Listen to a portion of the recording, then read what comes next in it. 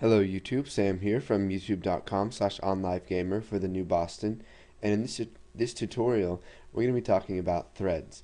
Now, every application you make runs on what's called a thread. Now, sometimes you have to make more than one thread to run certain parts of your application. So, if you remember from using multiple forms as objects, if you open up your main form and that's loaded, and then you click a button and it opens up a second form. If you close out of your main form, it's going to end the thread that the application is on, and the entire thing is going to close. All of your windows are going to close. Now what you can do is you can put each one of those windows on a different thread, and that will make it so that the application will not close if you close the main form that is on the thread, the main thread for your application. Now, you don't have to create the thread yourself. It's already made on one thread when you create an application, but you can add on more if you want. So let's go ahead and make a project and do a little demo application to show what threads can do.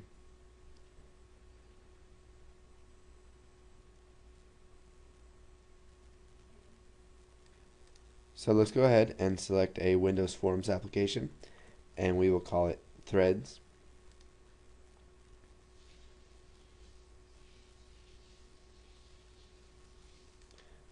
Okay, so now that our app has loaded, let's go ahead and resize the form some and add some controls.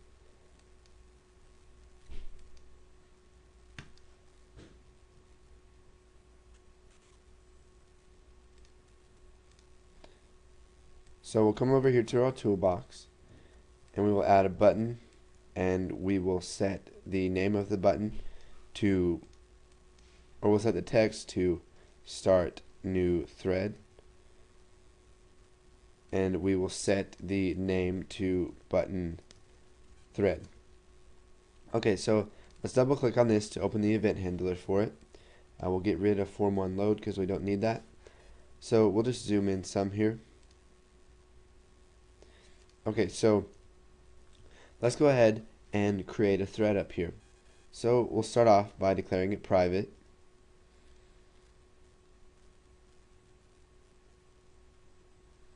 So we'll have private my thread as system.threading.thread. Now you can also import system.threading so that you don't have to type this out every single time you want to create a new thread.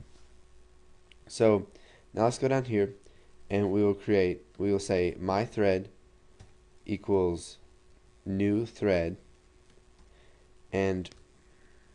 or new system.threading.thread, and we need an address. So we will just type address of, and it says creates a delegate procedure instance that references the specified procedure.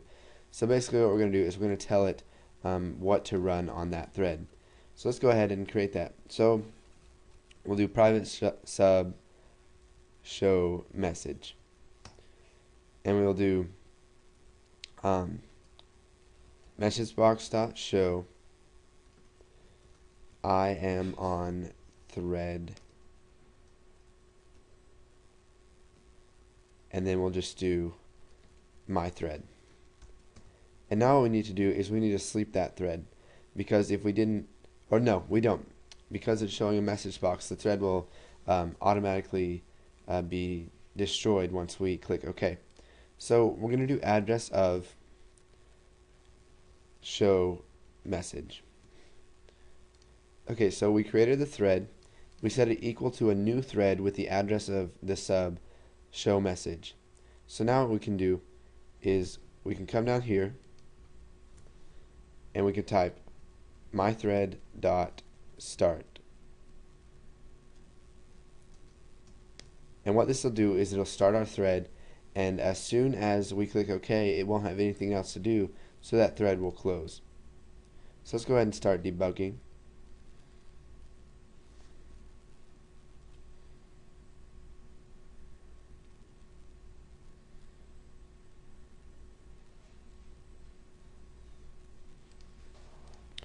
Okay, so here is our form 1 right here. So let's go ahead and click Start New Thread, and you can see that it says I am on thread my thread. Now I'll just show you in the task manager here.